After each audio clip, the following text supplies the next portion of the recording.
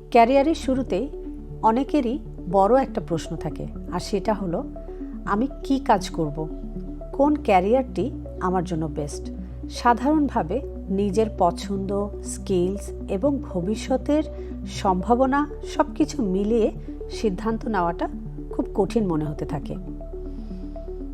আজকের ভিডিওতে আমরা আলোচনা করব কিভাবে আপনি বুঝবেন কোন জব রোলটি আপনার জন্য ঠিক, এবং কিভাবে জীবনের প্রথম জবটি বেছে নিলে ভবিষ্যতে সেটা আপনার ক্যারিয়ার গড়তে সাহায্য করবে।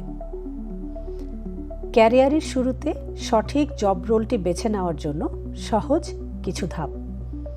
নিজের ইন্টারেস্ট বুঝুন। What excites you? আপনি কোন কাজ করলে কত সময় ধরে কাজটি করছেন তা ভুলে যান।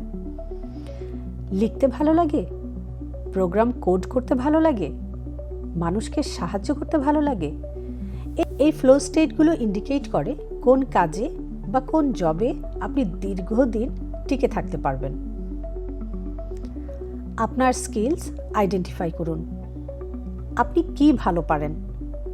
Communication, analysis, design, data handling, এমন আরও হাজারটা স্কিলসের মধ্যে আপনার নিজের স্কিলগুলো একটু লিখে নেন। এতে অনেক কিছু পরিষ্কার হয়ে যাবে।